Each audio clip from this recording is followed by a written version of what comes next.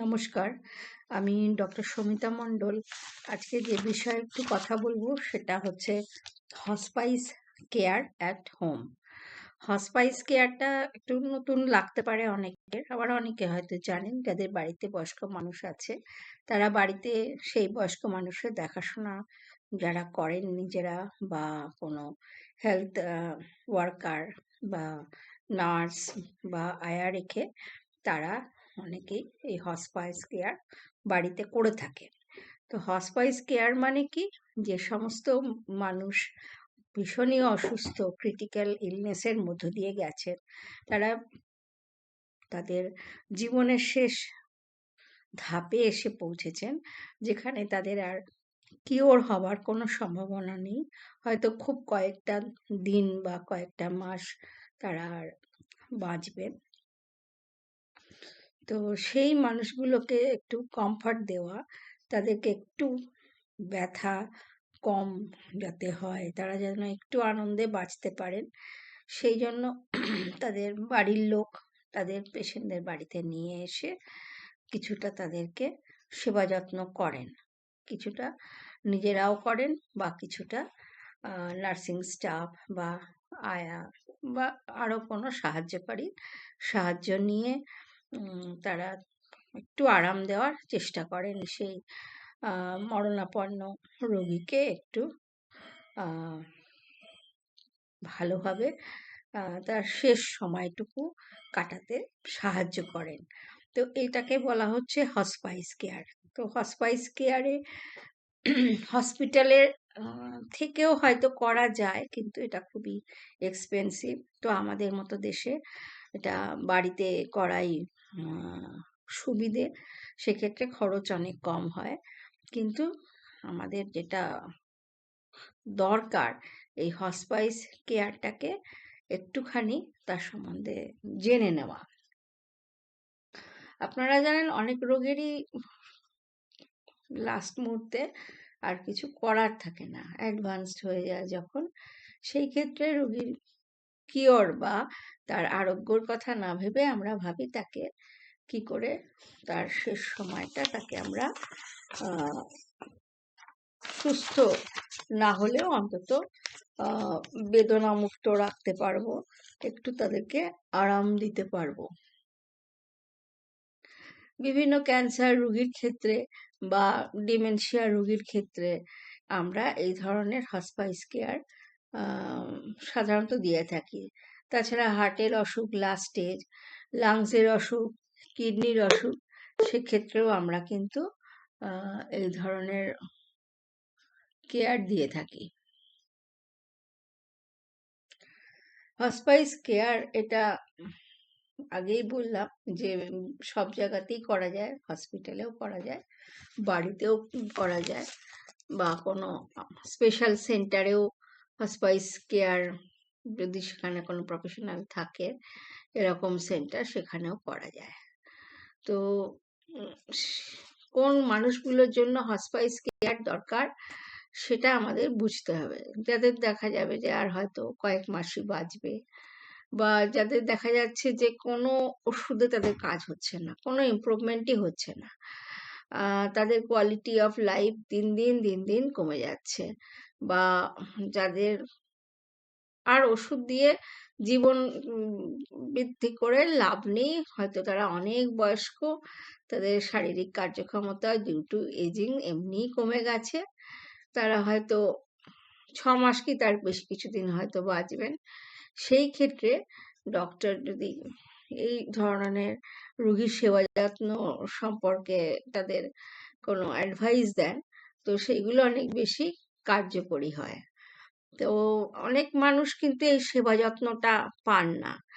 বিদেশে বলুন এদেশে বলুন, সব জায়গায় কিন্তু এই ধরনের ট্রেনিং করা হসপাইস কেয়ার দেওয়ার মতো নার্সিং বা আয়া বা ডক্টর সব মানে সব অ্যাডভাইসই জায়গাতেই কিন্তু খামতি আছে।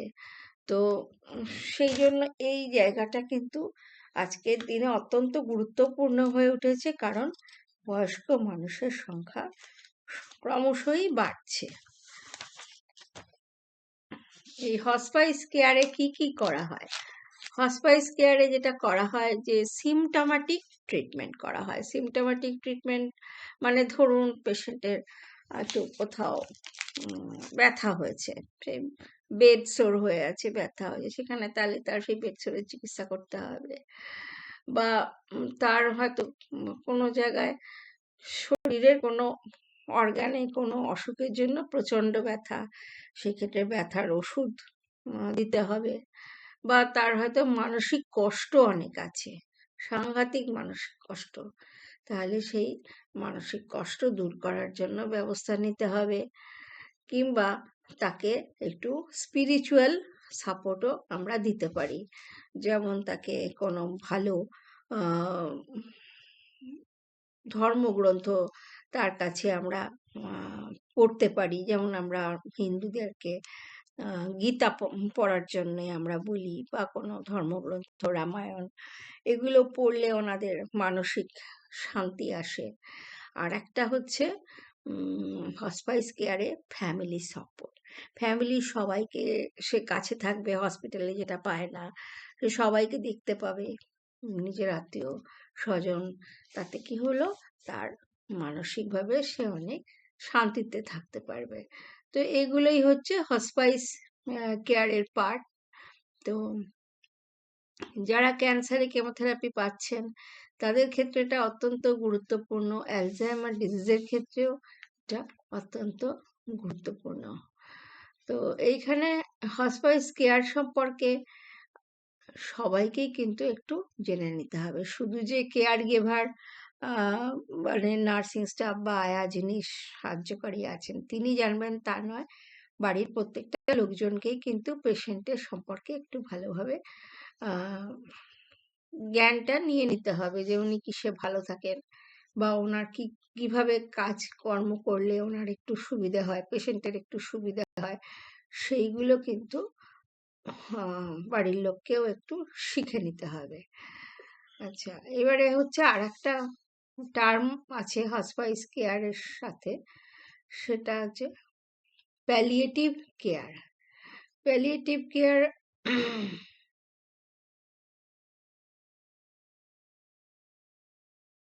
দুটো কিন্তু এক জিনিস নয়, দুটোতেই কিন্তু আমরা সিমটম ম্যানেজ করার কথা বলি, হ্যাঁ, বা সাইকোলজিক্যাল সাপোর্টের কথা বলি, তাদের কোয়ালিটি অফ লাইফ ইমপ্রুভ করার কথা বলি। কিন্তু প্যালিয়েটিভ কেয়ারে কিন্তু এটা কিওরের সম্ভাবনা থাকে, often goes hand in hand with curative treatment. কিন্তু হসপাইস কেয়ারে পেশেন্ট কিন্তু খুবই সাংঘাতিক অসুস্থ থাকে এবং সেখানে সুস্থ হওয়ার সম্ভাবনা থাকে না। সো প্যালিয়েটিভ কেয়ার কিন্তু কিউরেটিভ কেয়ারের সঙ্গে যুক্ত আছে। আর হসপাইস কেয়ারে একদম জীবনের শেষ প্রান্তের যে সেবাটা, সেটাকেই বলা হচ্ছে হসপাইস কেয়ার। তো এখানে মানুষটাকে খুব আরাম দেওয়া ছাড়া আর তার কোনো কমপ্লিকেশন যত কম হয় সেইটা মাথায় রাখাটাই কিন্তু হসপাইস কেয়ারের মধ্যে পড়ে। এছাড়া এটার একটা এক্সাম্পল আমার নিজের লাইফে কয়েকদিন আগে এক্সপিরিয়েন্স করলাম। আমার বাড়ির বয়স্ক মানুষ, উনি 87 বছরের বয়স, আমার শাশুড়ি মা। তো উনি যখন একটু অসুস্থ হলেন, ভর্তি হয়েছিলেন, প্রথমে ইন্টেস্টিনাল অবস্ট্রাকশন নিয়ে, তারপরে কমপ্লিকেশন হয়েছিল পোস্ট অপারেটিভে, নিউমোনিয়া ধরা পড়েছিল। সেক্ষেত্রে কিন্তু আমরা বুঝতে পেরেছিলাম যে উনি শেষ সময়ে পৌঁছে গেছেন। তো আমরা কোনো রকম ইনভেসিভ কেয়ার আমরা দিতে চাইনি বাড়ির লোকেরা, আমরা চেয়েছিলাম উনি হসপাইস কেয়ারটাই শুধু পান। সেই হিসেবে এখনো অবধি উনি হসপাইস কেয়ারে আছেন। সেই জন্যই আজকে আমার ভিডিওটা করা। ওনাকে দেখে আমার মনে হলো যে ওনার মতো বয়স্ক নিশ্চয়ই প্রতি বাড়িতেই এরকম ধরনের মানুষ আছেন। তো হসপাইস কেয়ারটা যদি তারা পান, তারা যে কটা দিন তাদের হাতে গোনা, তারা কিন্তু তাদের পরিবারের সঙ্গে সুখে শান্তিতে তারা থেকে নিজের শেষ জীবনটা কাটাতে পারবেন। হসপিটাল স্টে তাদের জন্য খুবই কষ্টদায়ক, বা কোনো ইনভেসিভ প্রসিডিওর করা, যেমন আমরা ভেন্টিলেটরে ওনাকে দেওয়াতে আমরা আপত্তি জানিয়েছিলাম। যদি সিপিআর দিতে হয় কার্ডিয়াক অ্যারেস্ট হলে, সেটাতেও আমরা কনসেন্ট দিইনি, কারণ আমরা চেয়েছি ওনার যা বয়স এবং ওনার যা শারীরিক অবস্থা, তাতে ওনার কিন্তু আর রিকভারির চান্স খুবই কম। তাই যে কদিন উনি থাকেন, উনি যেন আমাদের সাথে, ফ্যামিলির সাথে সময়টা কাটান এবং সেবা যত্নটা ঠিক মতো পান, সেটাই হচ্ছে হসপাইস কেয়ার। তো ধন্যবাদ সবাইকে। এটা আমার শেয়ার করার খুব ইচ্ছে ছিল। আমার শাশুড়ি মায়ের বর্তমান পরিস্থিতিতে উনি কিছুটা ভালো আছেন, আমরা চেষ্টা করছি। আশা করব অন্যরাও এরকমভাবে নিজেদের বয়স্ক পরিবারের লোকজন যারা আছে কিছুটা ভালোভাবে তাদেরকে শেষ সময়ে দেখাশোনা করতে পারবেন। নমস্কার।